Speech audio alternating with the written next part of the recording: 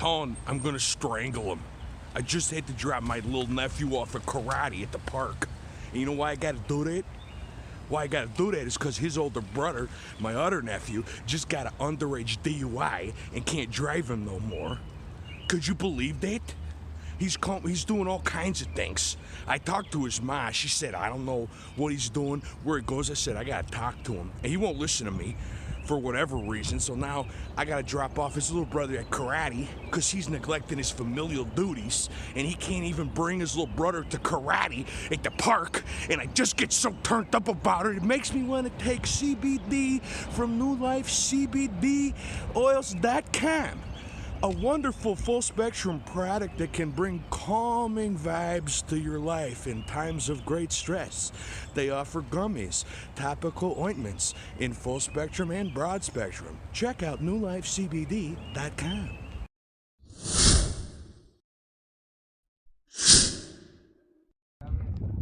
Okay, I guess we could just start here. We'll start here by this massive sheer rock wall right here. Anyway, welcome to another episode of Crime Pays, but Botany Does. And we're in a Sierra Madre Oriental. Maybe, I don't know, 4 miles as the crow flies from Monterrey, Nuevo Leon. And we're going to look at some of the plants here. This whole area of the mountain range is just a series of drastically verticalized, that's not a fucking word, you know what I mean, basically very steep anticlines and synclines. So an anticline is an upward facing arch in a where sedimentary rock has been folded, and a syncline is the dip. So anticlines, synclines, and most if you're like in Utah or Wyoming, you see them and are just kind of a broad arch. The hinge is goddamn near vertical. The hinge is very narrow, and the originally deposited horizontal layers are damn near vertical, and it's pretty wild, and it creates some pretty wild limestone rockwall habitat for many of these plants that grow here, many of which only grow here. They're endemics. So let's take a look. You can see across there, just the whole rockwall is just covered in multiple species of agave. You got agave bracteosa, agave victoria-reginae. Looks like a little green crown with white stomata lines on it, and among probably 100 other species of plants. Okay, hold on. Since today's episode is focusing on rock wall hanging plants that grow out of vertical rock walls, it's important to note how this topography was formed, and that's why we're going to talk about the Sierra Madre Oriental fold thrust belt. What the hell is a fold thrust belt? A fold thrust belt is something that occurs as the crust is shortened. So in this case, the crust was shortened due to compression forces from the southwest, and the crust was folded up like a rug being pushed against the wallboard on a smooth hardwood floor. But also, due to differences in density and hardness between different overlaying layers of sedimentary rock, all this rock was at one point at the bottom of the ocean, thrust faults would also occur, and one layer of strata would detach from the softer layer of sedimentary rock below it, and it would end up thrust on top of that entire mass of Earth's crust below.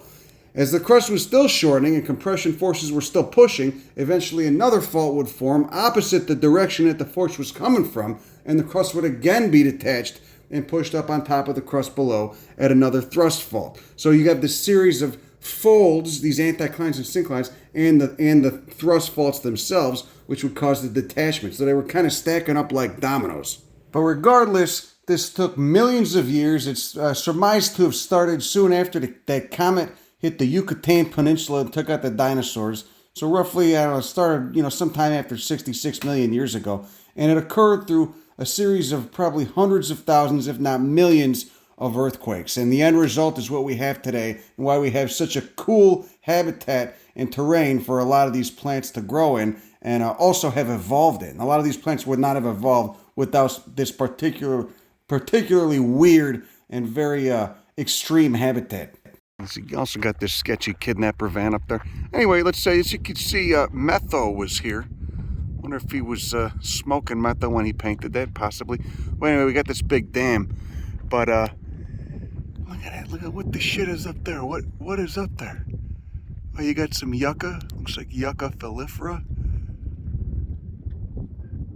I mean, there's an agave that grows about a mile or two from here that was only described maybe a decade ago. It wasn't probably known since 1993, but that a guy who first got it, that didn't get around to describing it until recently. But it only grows in these canyons, and it only grows on those vertical rock walls. It doesn't grow in soil at all.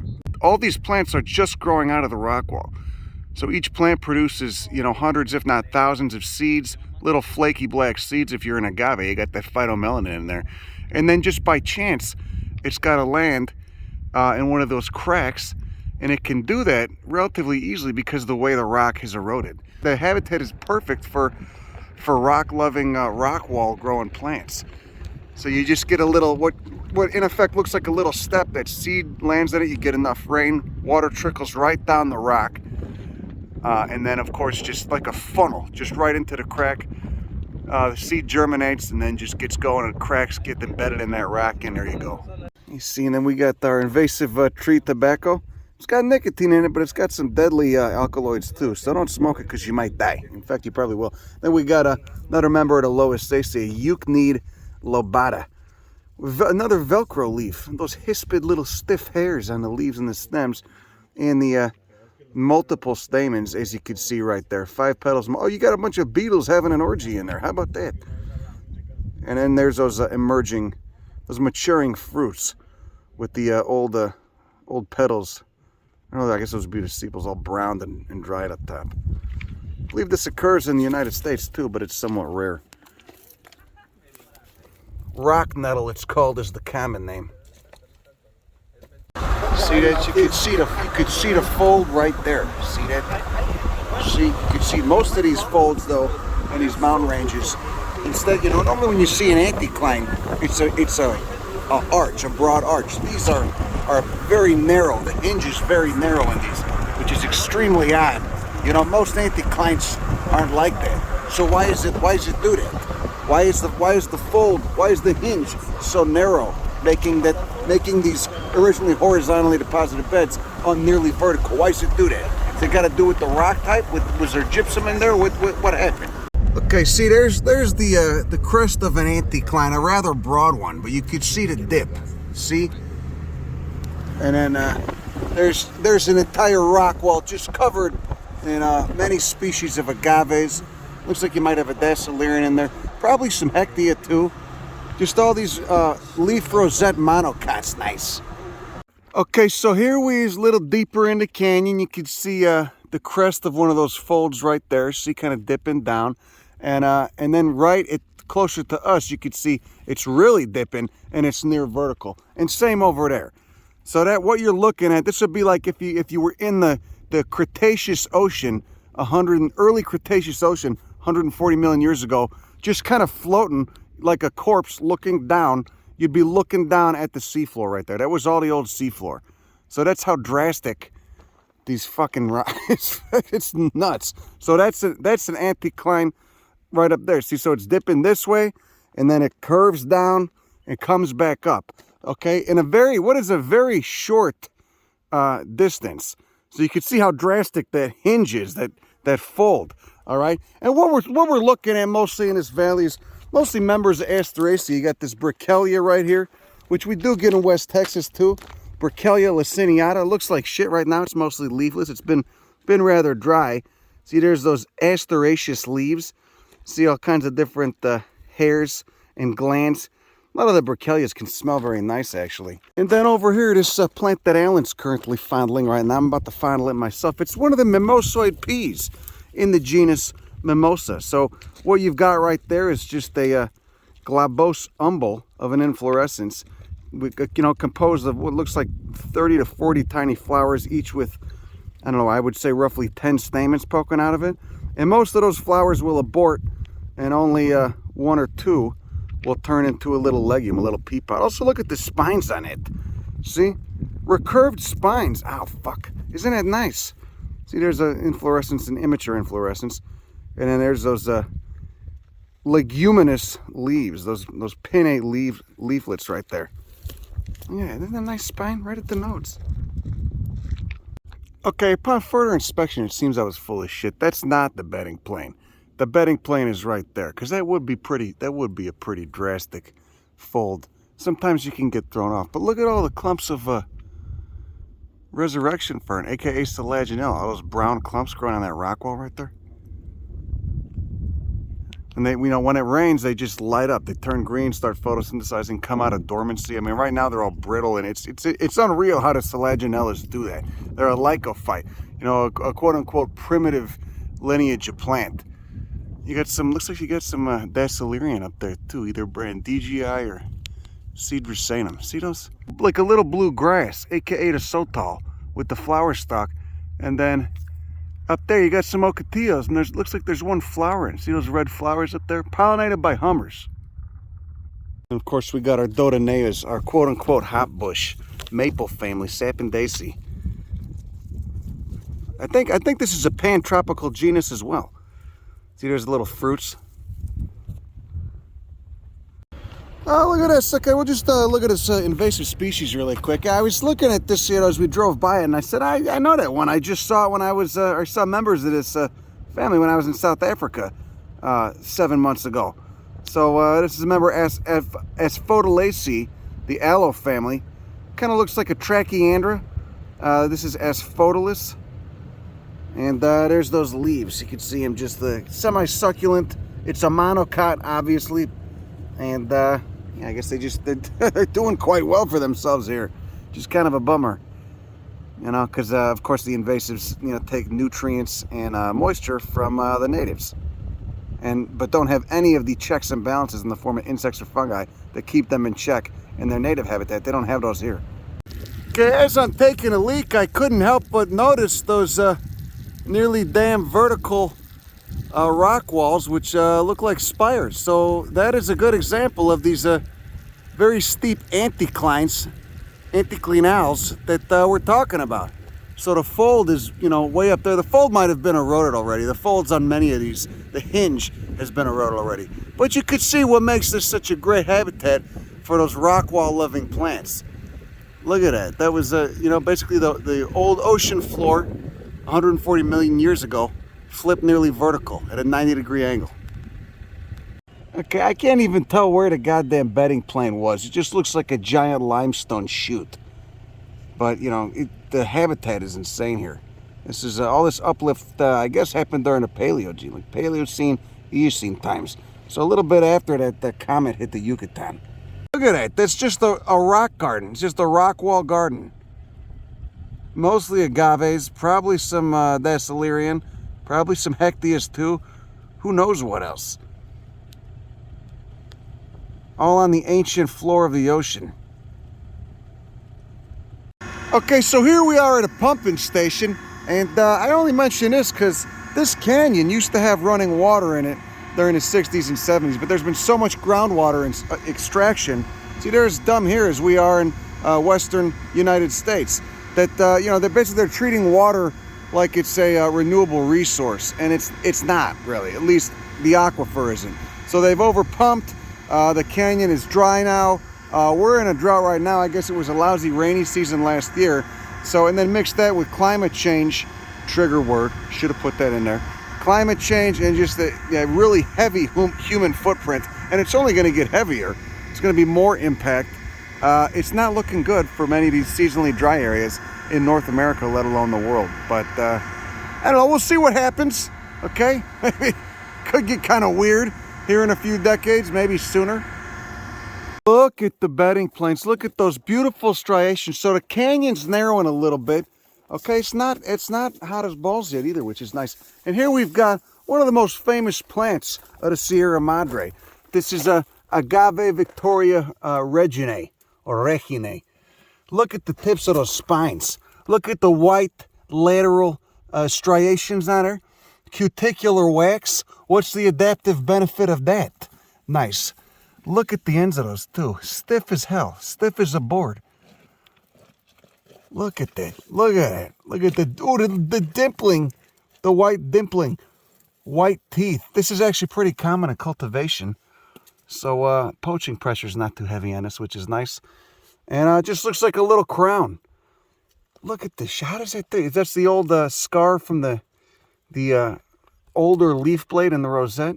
And of course, they just open. Yeah, there's the apical meristem down in there. So that's where they're actively splitting. Then we got the Hectea, and then up there we got another fucking banger. We got a Agave bracteosa. Clumping with some hectia as well. See, there's a bracteosa. That's a very nice plant as well. Quite rare, and I believe it's pretty localized. It just grows in these mountains. That fucking hectia, mean bastard, but beautiful flowers. See, there's that silage I was telling you about, the quote-unquote resurrection fern. Selaginella lepidophylla. That thing is alive. It's brown and crispy and looks dead, but it's alive. A little bit of moisture, it turns green and just opens up. Those leaf blades open up like a palm, like the palm of your hand. You know, Alan was just asking me, what if we dump some water in? How long does it take to open up and start photosynthesizing? They used to sell these as novelties in the street markets in New Orleans, I remember. Of course, you're not going to grow it in New Orleans too well, but you'll get it to live for a couple days maybe before it dies slowly of low light and neglect on your kitchen table. Okay, so this plant, it kind of looks like hell. It's in the citrus family, Rutaceae. This is a Helietta. Okay, triphid leaves. And the big giveaway for citrus family, since we don't have flowers, is that when you crush it up, it smells pretty pungent because you got those pellucid oil glands in there, all those pleasant smelling terpenes. Kind of smells like an orange peel. And then here's that hectia, the mean bastard. And there's Agave bracteosa. Nice clump of them. Look at that. This is actually, can be grown as a garden plant pretty easily. And I guess they're tolerant. The temperature's down to like 10 degrees Fahrenheit. Because my friend Mike's got one in his yard. He lives in West Texas. And when it freezes, this thing is pulled through.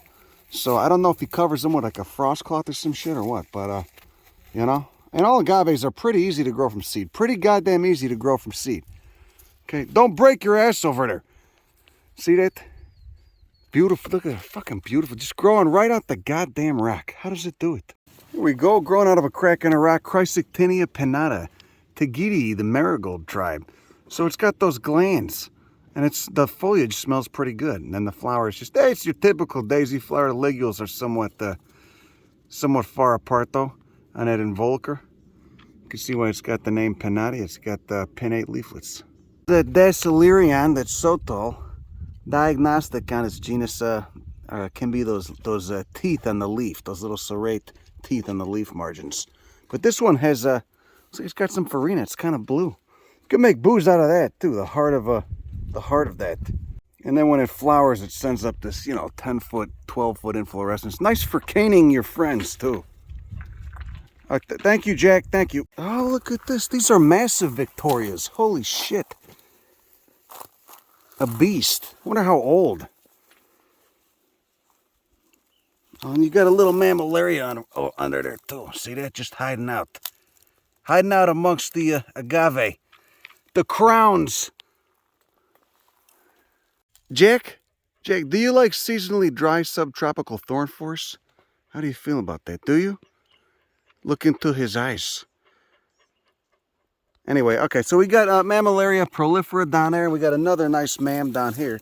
Mammillaria cyanocephala, which I've only seen growing out of Rockwalls. I'm kind of surprised to see it here with so much duff, because that duff will just turn to soil. But again, it's pretty dry.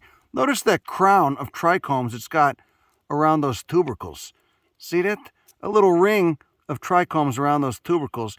Each aerial with only 2 spines. I guess that can vary though. But at maturity, only 2 spines.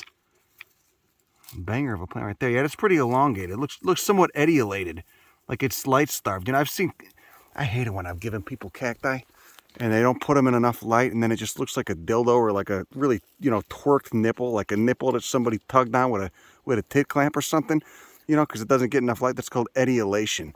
But when I've seen that before, it's been much wider, a much more rotund species of mam. You like the tit clamp? I don't even think I've ever used that word tit clamp in a video before. That's a first for me. Jack, did you find the hot dog further down the wash? Probably not. I'm guessing no. You never know though. Look at the diversity up there on that hanging rock garden. Oh, this is nice right here. So we get this plant in Texas too. Guayacán, Zygophyllaceae, the creosote family. But here we got money shots of both fruits and flowers. See, you get the flowers up there, purple, and there's quite a few species in this genus. I've seen some very large ones in the Dominican Republic that were basically trees. This thing tops out at I don't know, 5-6 feet for the old growth ones. But yeah, Zygophalaceae, the creosote family right there. Look at it, what a banger. Fagonia is another cool genus. Look at those stamens all fused at the base. And those little cup-shaped sepals. And then 5 purple petals. Ooh, where's Prince? Okay, so what is this? What are these guys right here? This is tulistoma. Tulistoma, and so it's basically a stacked puffball. Yep, they're puffballs on sticks. Pretty common in the desert, usually under mesquite. So are they're eating the mesquite leaves? Yeah. Presumably they're not mycorrhizal, right? No, they're saprophytic. There's nothing mycorrhizal out in the desert. Right. Or at least that's not a glomeromycete, maybe. No. It looks kind of phallic. So what happens with the hole? What happens with the hole? It's like a little. That's where the spores come out. That's so if you squeeze it, you'll see a little puff of spores. Oh yeah, look at it. What's this? That's mycelium. But we don't know from what species. You think it's from the tulistoma? No, because there's no mycelium right next to the tulistoma, so it's something else. Here we go. Nice little orchid growing out of the rock wall right next to the hectia. This is Macedonis polyanthus. Flowers are mostly dumb, but you could see the ovaries on those with those scale-like trichomes. You know, there's the withered tepals, or withered petals and sepals, excuse me. So basically it's a little spike. And then of course those ovaries will turn into little hardened dry capsules with you know, probably thousands of tiny little dust-like seeds inside. Leafless, the leaves come after. And that little rhizome, of course, who knows what fungi they got associated with them. Okay, this is interesting. We got an ash tree. So Fraxinus is the genus, olive family, Oleaceae. This is growing smaller than usual because it's growing out of a crack and there's no soil in there. But they get upwards of about, I don't know, 10 feet tall. You can see those pinnatid leaves, or pinnate leaves, excuse me, with the central rachis, with the little, like the rachis itself is kind of folded. Did you know that? Did you know the ashes, Fraxinus, were in the olive family? So we got a nice, another mimosoid. Look at those large leaflets. Rotund little leaflets. There's the flower right there, or the inflorescence, the little globe. And then there's Victoria when it flowers. You can see how massive that flower spike gets. And that's an ocotillo. We got a fucaria there. So there's the flower spike of that Victoria. You can see it's just a 3-carpelled ovary. And looks like it's probably quite old because there's no seeds left. There should be, you know, a bunch of tiny little black flaky seeds in there. But you could basically see what it's doing. Just a 12-foot long spike. And plants dead, they're monocarpic, so they just flower once and then that's it. But sometimes they'll send out offsets. I don't know if Victoria does though. And this guy right there is Agave cryptica. Looks a lot like striata. But I guess when DNA sequencing was done, it was found to be a new species. So that's the name cryptica, cryptic species. Carlos, tell us about this. This is Carlos Velasco. Well, this little guy was thought to be like Agave longifolia for a long time. And then just recently, a couple of months ago, some studies were done and it was like a new species to science. Turned out to be like Agave cryptica here. Either way, it's fucking weird for an agave. Get the red, the stress pigments on the outer side of those leaves, and of course green on the inside.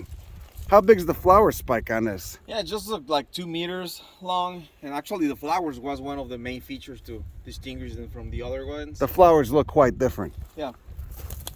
Here we go, bizarre member of the Amaranthaceae, the spinach family. This is the genus Urushiol, and there's quite a few in this mountain range, I guess. You can see it's got leaves, but it's also got photosynthetic stems too, and then the flowers are just these tiny little bastards. See, you can see there's one open right there, barely a millimeter wide. Opposite branching, opposite leaves, and a velvet on everything. See, there's a flower right there. See that little tiny yellow bastard? Pretty smoky, pretty hazy because of wildfire. We're going to expect to see a lot more wildfires everywhere in the Anthropocene as the climate continues to dry out in the dry areas and get wetter in the wet areas. Look at that though, that fold, that bend.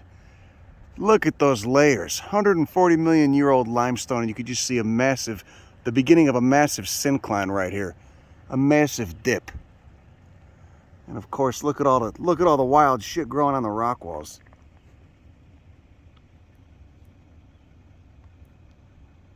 Okay, so walking through the dense and dry thorn forest towards the rock wall. Oh, this sucks. Fucking, yeah. It's gonna take a minute. Takes a minute to get through here. Glad I'm not wearing my Daisy Dukes. How the shit is Justicia going off right now? Look at that. The hummingbird crack plant. Got a nice tillandsia too. Look at all the trichomes on that.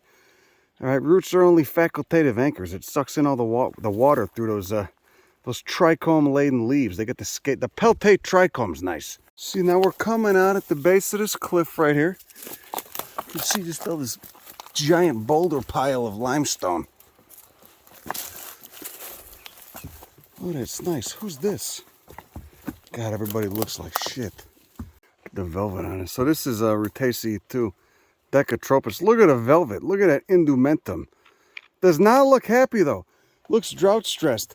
The agave bracteosas look fine though. Okay, so there we go. There's our target plant about, I don't know, 10 to 15 meters ahead of me. Or above me, above us. There's Agave albopilosa. You can see from down here, it's got those white tufts of trichomes at the end of those leaves. A very distinct shape. Look at it. So, you know, what's the adaptive benefit of those trichomes? Probably looks like giving it a little sun protection. The inner parts of those rosettes giving them a little sun protection, as well as perhaps collecting any moisture from the air, any water vapor, when it does happen to be present. You know, the moisture will condense on those little tufts of hairs and then trickle down to the center of the plant. But, you know, it's looks pretty distinct. It looks a little bit like, maybe its sister species is Agave victoria. But it does look pretty goddamn distinct. What a fucking weirdo. What an amazing plant. Oh, that would be a rough fall. Just don't you like sheer cliffs? See that? See, it is kind of hard to tell.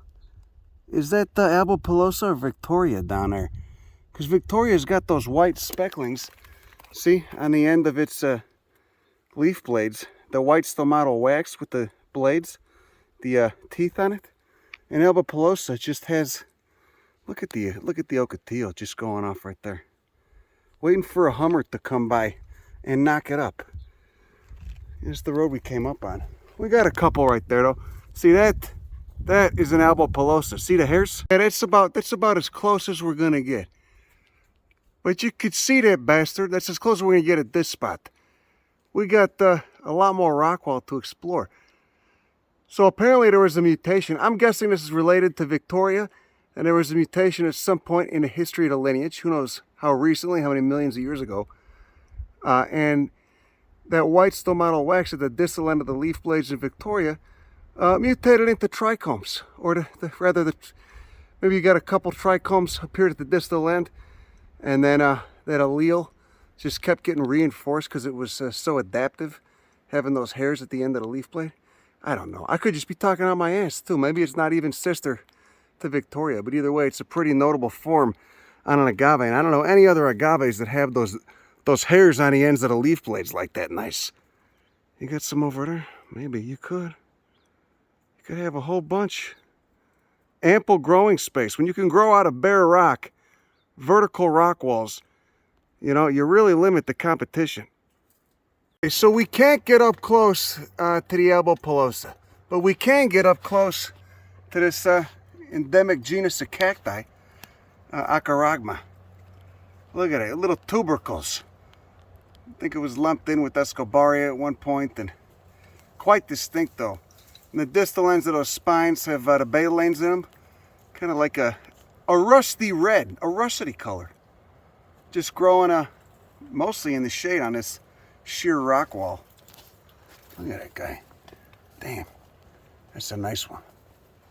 Let's see if we can get up close again. Pretty close. Oh, yeah. Look at it, got trichomes. So you got prominent tubercles, trichomes around the areole. I don't see any central spines. I mostly just see radial spines. No distinction between central and radial spines. Growing on the limestone. He's got a fruit up there. He's got a fruit, see? So Mammillaria's flower in a ring around the center. This flower is at the apex, Escobar's got a groove on those tubercles. This doesn't have the groove. Where is it? Who's got to run DNA on it? Who's got to run DNA, find out where it comes out in the phylogeny? In the Cactaceae phylogeny. Yo, Alan's going to do it. Hey, don't break your ass over there. We need you. Brick. You look at it, that bracteosa's got, you got a nice spot right there. You got a real nice spot. You know, roughly, I don't know, 80 meters. It's probably, well, maybe it is 80 meters. It's about, no, maybe not 80. Maybe it's like 180 feet. I don't know. Look at it. Growing out the limestone rock walls.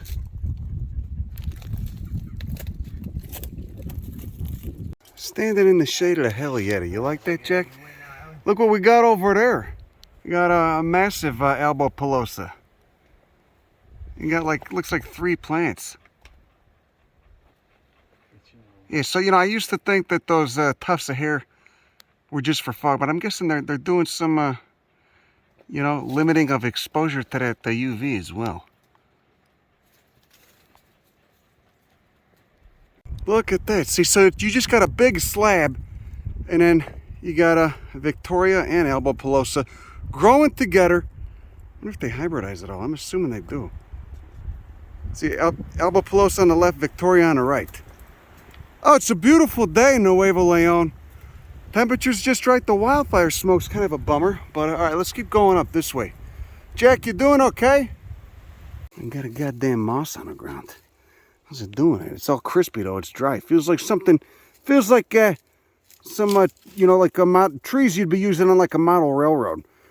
It's still alive though. You know, a lot of the bryophytes, they could do that. Just get them wet, they come right back to life, just like the silage. Oh, there we go.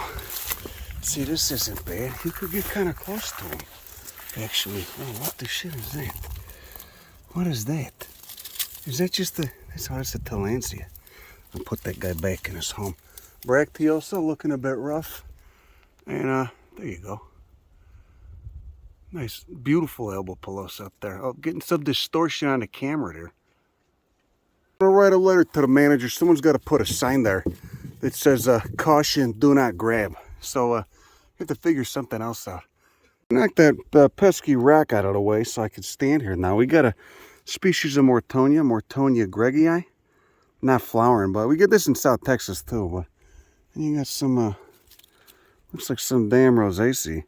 Maybe a circocarpus. But either way, got us a little bit closer to our target plant so we can marvel at it in all its glory. I really just want to get good money shots of those trichomes. Oh, you do have the point there.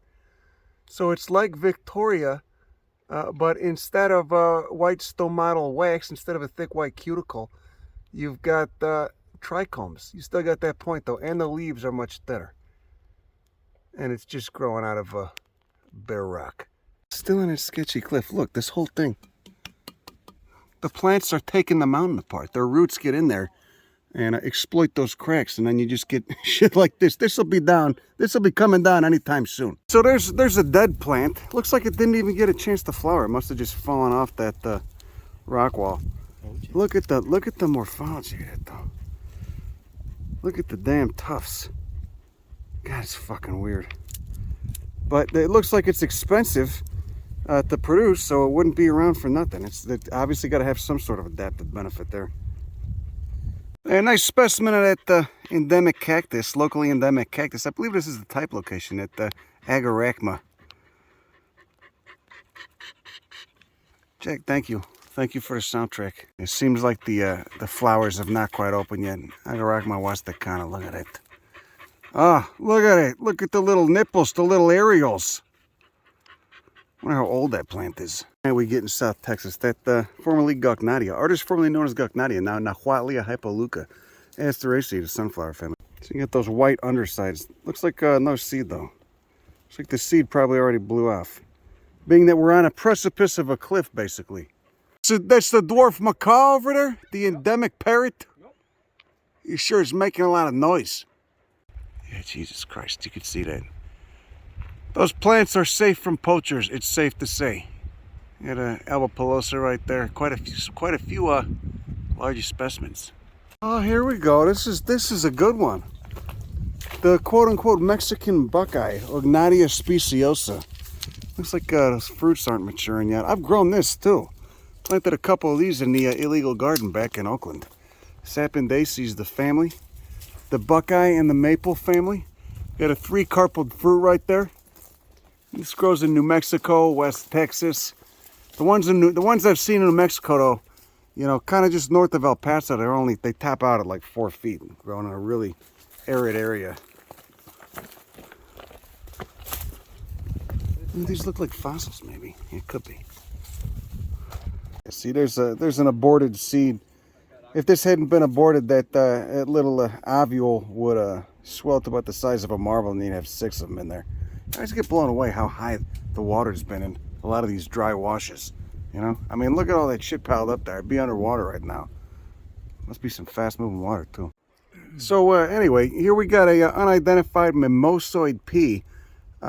And hopefully I'll figure out what it is by the time I edit this fucking video. But either way, I'm showing it to you because you could see how few of those flowers actually mature into fruits on a mimosoid inflorescence, on that little spherical umbel. You can see the ones up top are aborted. Those don't look like they're going anywhere. They're withering and wrinkling. And these right here, you can see, look, they got that elongated, kind of looks like a dong. You know what? I'll stop with the dong and turd analogies. But you got that pedicel on that fruit is elongated. The stamens are basically done. And the ovary is just swelling now. But you can see, I mean, that whole umbel, like right here, you'll have, you know, 50 flowers. And maybe 4 of them will turn into 4 of the flowers will turn into fruits. The same thing with the similar thing with the mesquites. Oh, that's nice right there. A few million years worth of water just running over these rocks. Finally sculpting them. Looks pretty goddamn slippery too. If only we had some more water though. It's very dry. I think that is Senegalia berlandieri. Who knows? A feathery pea. Look at that beautiful specimen of Yucca fallifera. See that? With the Sierra in the background, ain't that something? Oh, look at that. Nice cylindropuntia. Cylindropuntia. Looks like imbricata. There's just a big hummingbird going to town on it. Look at that white stigma poking out. Just waiting to get dosed with some pollen. God, it's disorienting. Look at it. Fucking hilarious. It's so cool, it's kind of hilarious. Anyway, that's all I got for you this afternoon. Hopefully you got some out of that. Go read about anticlines and synclines and fold thrust belts. All right, have a good rest of your afternoon. Go fuck yourself. Bye.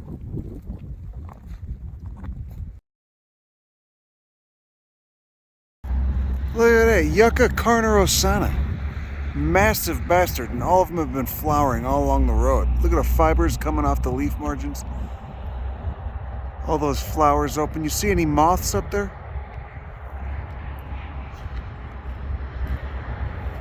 God, what a massive source of nectar. And this is a young one. This is like an adolescent. We saw some that were like 3-foot diameter breast height. Okay, so now we're on the west side of the mountains. It's dried out quite a bit. We're just south of Saltillo. And found a really mean cylindropuntia. I don't know what's going on there, but I did get stabbed by it. And the spines are barbed, and it did really hurt. See, I just broke a segment off there. Get those hollow, barbed spines. Again, the spines on this cacti, like so many, on this cactus, like so many, are not only acting to keep things from eating it, but also to shield that epidermal tissue that's buried down there. You can see it all wrinkly and dry. Acting to shield it from the sun, like a little canopy, the spines. So serving a dual purpose, you know, mitigating herbivory and keeping the sunlight from scorching that epidermal tissue down there. What a fucking mean bastard of a plant. And you got your Yucca carnerosana everywhere. Look at this massive ferrocactus. It's collecting yucca flowers. Oh, it's about the flower itself. A little early though. Beautiful betaline pigments going off. Multiple heads. Oh, somebody lost their flannel. Oh, maybe it was part of a robe. Oh, look at that. You got radial spine. You got little trichomes, little yellow trichomes coming out of there too. Look at that. Holy shit. Little yellow hairs. Wonder how old that guy is. Jesus. Okay, so we got some flowers down there. You could see it's starting to get, it's too low light to get any good money shots. But multiple heads. They're probably quite old too. And you got some fruits on there. Jesus Christ. But again, I'm really getting off on these yellow hairs subtending all the main spines. See, they're coming out the sides of the aerial right there.